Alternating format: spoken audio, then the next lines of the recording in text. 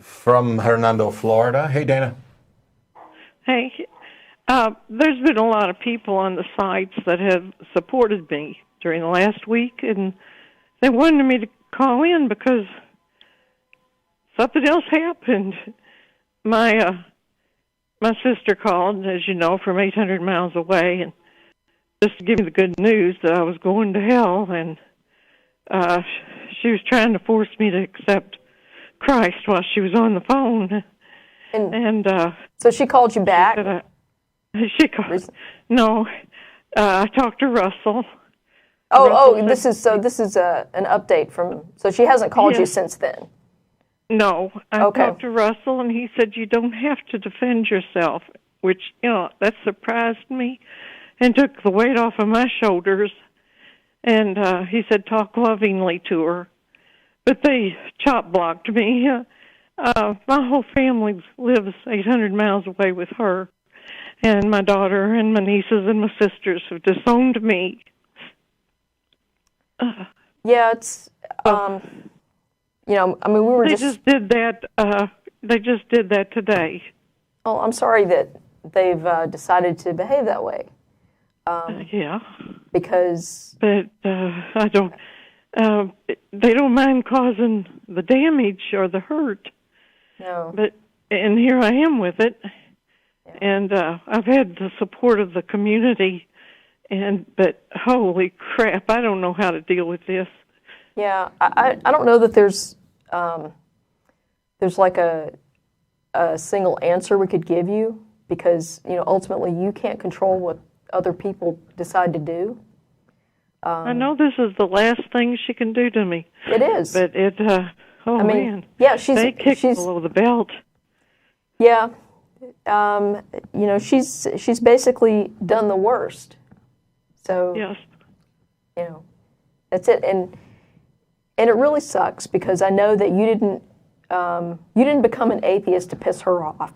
No, I kept quiet about it because I knew it would piss her off. Right, and this is an example of she values her religious belief more than she values a real live person. That speaks volumes about her character.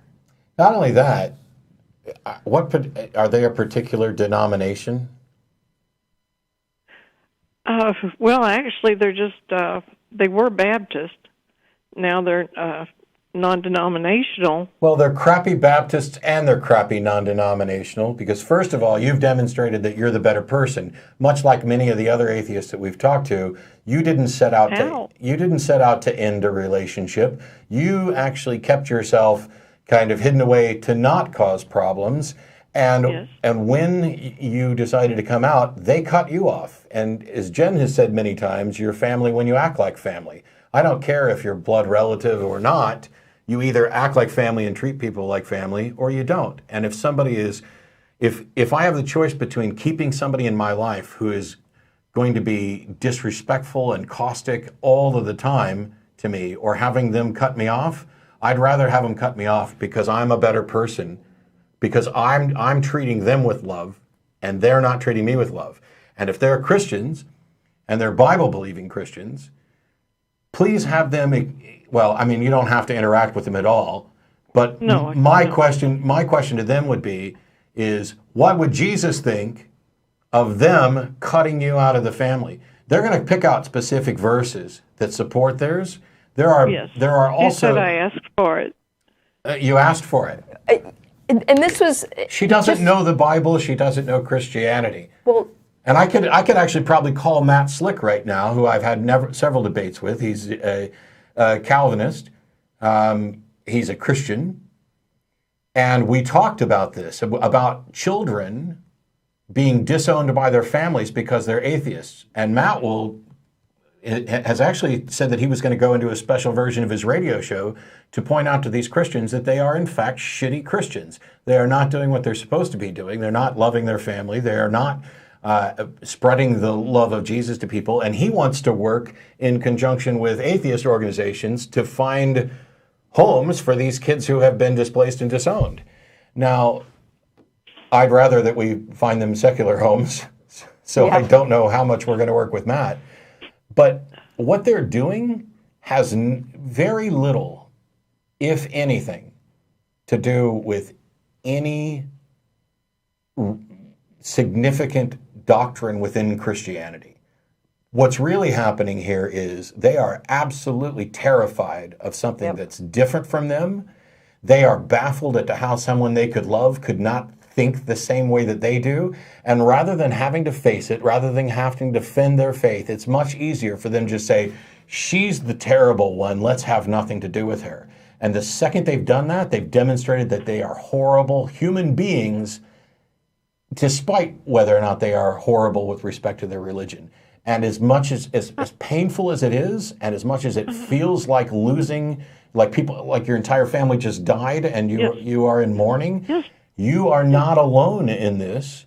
And there are atheist and secular organizations that you can begin to interact with and begin building new families.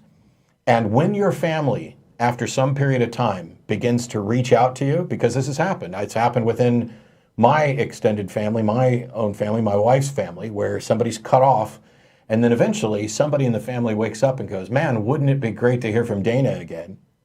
And they'll make some... What do I do about losing a child? How do I... Well, that she may come around as well. You have to give it time. Yeah, it's not a quick thing. You have to be the bigger person. They may never apologize. Yeah. But they might start acting. They might start acting better. So what happened with regard to some section of my family that I won't go into is they treated someone very, very badly for almost 4 whole years, and then they decided they wanted to brush it all under the rug, no apologies, and just pretend like it didn't happen and go back to some attempt at a new normal. This is all fresh and raw, and there are tons of us that have been through it. Give it some time. Keep being the same sweet person that you've always been, so that eventually what's going to happen is they're going to realize you didn't turn on them. Right. They turned on you. And even if they never acknowledge it, there's a good chance that they will make some attempt to, if not make amends or correct it, at least to find a new peaceful way of having a family. And if it doesn't happen... There's a good chance, there's a better chance they'll never contact me. They're very... And I went to seminary just to impress my sister. It's very cold comfort. But I will say that if they never contact you again, even though it doesn't feel like it, in my opinion, you're better off. Yep. My life is so much better when the people who can't appreciate me for me just remove themselves from my life. I miss them. Wow. But I'm happier. I didn't do anything. I didn't set out to piss them off. I didn't rebel against a God. I am the person who's actually more moral and more righteous in treating them in a particular way than they are. And if that's not reciprocated... Sounds like I've just got to get a spine. Well, I think you do have a spine. I think you do, yeah. I think what you're experiencing right now is grief, and that's normal. You got to give it time. And it's raw and it's fresh. Okay. Yep. And it's extra shitty that they did it right before Christmas. Yep. Well, thank you, and I'm glad I was able to get on it. So many people at the site wanted to hear how things are going. Thanks, Dana. And look around in your area in Florida. There's a number of Florida groups. There are people that you can hang out with, people who've been through the same thing. And I found one about 2 hours away, and we'll be going the next time they have a meeting in January. Good. Awesome. Good. Well, keep in touch and let us know, over time if things improve and that you're finding your way. I don't, and I'm not like everybody else. I don't get as emotional as some people do about some of this stuff. I'm very pragmatic in the sense that when I got rid of my God beliefs, I'm now free to explore the world and enjoy the world without the idea that somebody's staring down, watching me and judging everything I do.